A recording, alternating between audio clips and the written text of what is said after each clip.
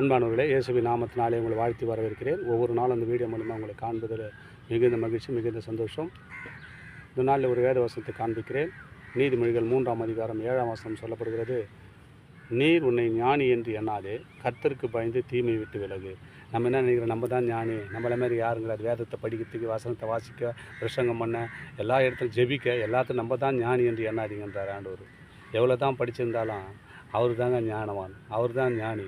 நம்மளுக்கு அவர் தான் ஞானத்தை கொடுக்குறவர். அவர் தான் உங்களை பார்த்து சொல்கிறார், உன்னை நீ ஞானி என்று எண்ணாதே, நீர் உன்னை ஞானி என்று எண்ணாதே, கர்த்தருக்கு பயந்து தீமையை விட்டு விலகு. நம்ம வாழ்க்கையில் எத்தனையோ தீமையான காரியம் இருக்குதுங்க, அதை விட்டு விலகுனா நீ ஞானி ஆகிடுவேன். அந்த தீமையான காரியம் நம்ம இருக்கும்போது நம்ம ஞானி ஆகவே முடியாதுங்க. அதான் ஆண்டவங்களை பார்த்து சொல்கிறார், நீ கர்த்தருக்கு பயந்து தீமையை விட்டு விலகு, அப்போது நீ ஞானியாக மாறிடுவேன்றார்.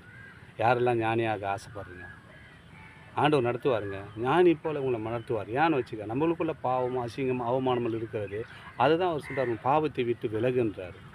அந்த வசனத்தை கூர்ந்துங்க. உன் வழி நீ உன்னை ஞானி என்று எண்ணாதே, கர்த்தருக்கு பயந்து தீமையை விட்டு விலகுன்றார். தீமையான காரம் உங்களில் என்ன நடக்குது யோசித்து பாருங்களேன்.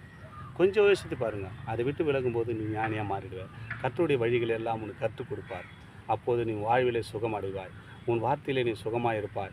நீ நீடித்த நாட்களாக, ஜீவனுள்ள நாட்களெல்லாம் கிருபையும் நன்மையும் உனக்கு தொடருங்க.